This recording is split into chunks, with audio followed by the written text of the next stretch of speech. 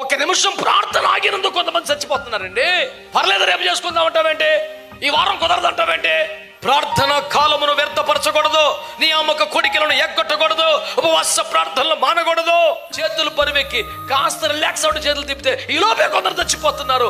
ప్రార్థనలు మానిన కాలము ఎందరికో నాశనం అయిపోతుంది. ప్రార్థనలు ఆపేసిన కాలములో ఎందరో నశించిపోతున్నారు. ప్రార్థనలు ఆపేసిన కాలములో శత్రువు పై చేయి సాధిస్తున్నాడు. ప్రార్థనలు ఆగిన కాలములో శత్రు రాజ్యము ప్రబలుచున్నది. ప్రార్థనలు ఆగితే దేవుని రాజ్యమునకు నష్టము కలుగుచున్నది.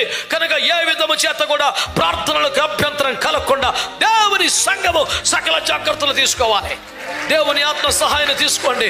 నా ప్రార్థన జీవితం ఆగకూడదు ప్రభువా, నా ప్రార్థన సమయం అభ్యంతరం అవ్వకూడదు ప్రభువా, సంఘ ప్రార్థనలు ఆగకూడదు ప్రభువా, కుటుంబ ప్రార్థనలు ఆగకూడదు ప్రభువా, ఉపవాస ప్రార్థనలు ఆగకూడదు ప్రభువా, నియామక కోడికలు ఆగకూడదు ప్రభువా.